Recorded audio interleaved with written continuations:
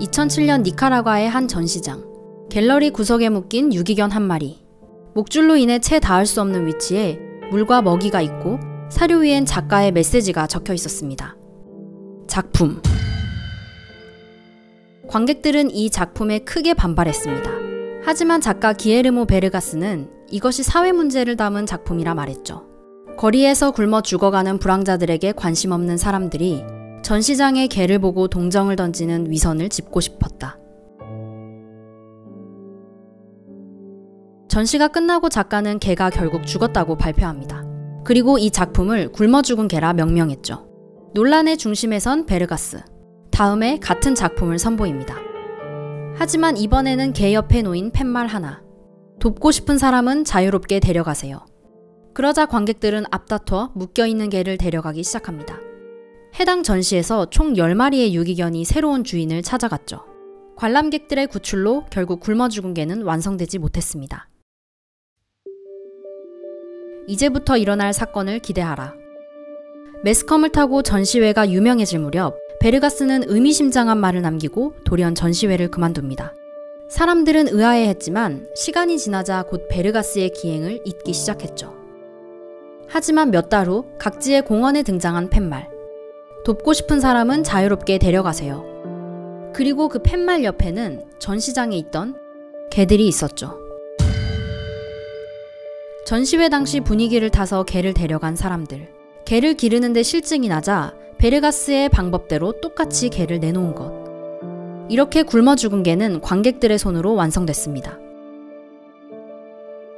사실 베르가스가 죽었다고 말한 첫 전시의 개와 공원에 버려진 10마리의 개 모두 생사를 확인하기는 어렵습니다. 많은 사람들은 개의 생사와 관계없이 베르가스의 작품이 성공했다 평가하기도 하는데요. 하지만 이 작품 속엔 중요한 문제가 있죠. 과연 동물을 작품의 재료로 이용한 베르가스의 행동은 옳았을까요? 작품의 가치는 동물의 권리보다 앞설까요? 널 위한 문화예술 5번째 오프 더 레코드, 예술과 동물입니다. 작품 속에서 동물이 사용된 사례는 어렵지 않게 찾아볼 수 있습니다. 초현실주의 작가 살바도르 달리는 독특한 사진을 담기 위해 고양이를 28번이나 던졌죠. 겁에 질린 고양이 모습 보이시나요? 그리고 백남준 선생님은 사람들에게 충격을 주기 위해 전시장 입구에 피 흘리는 소머리를 내걸기도 했죠.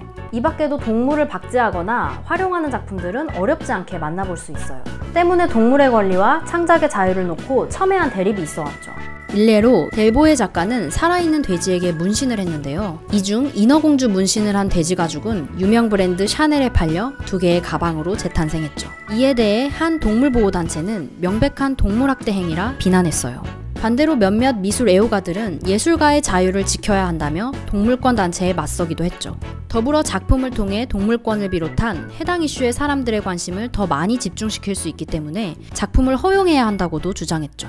이번 오프 더 레코드는 이렇듯 동물의 권리와 창작의 자유 사이 첨예한 대립을 중심으로 다양한 이야기를 풀어보려 합니다. 권리를 보호해야 하는 생명체의 범위는 어디까지인지, 작가의 표현의 자유는 어디까지 지켜져야 하는지, 문제를 해결하기 위한 어떤 실질적인 움직임들이 있는지, 더불어 최근 등장한 바이오 아트의 흐름 속에서 생명 자체가 예술의 소재로 쓰이기도 했는데요. 이러한 흐름 속에서 예술 속 생명 윤리는 어떻게 논의되어야 하는지 등 정말 다양한 이야기를 담아보고자 합니다. 동물과 생명은 창작의 재료가 될 수 있을까? 명확한 해답보다 계속해서 질문이 던져지는 널 위한 문화예술 5번째 오프 더 레코드.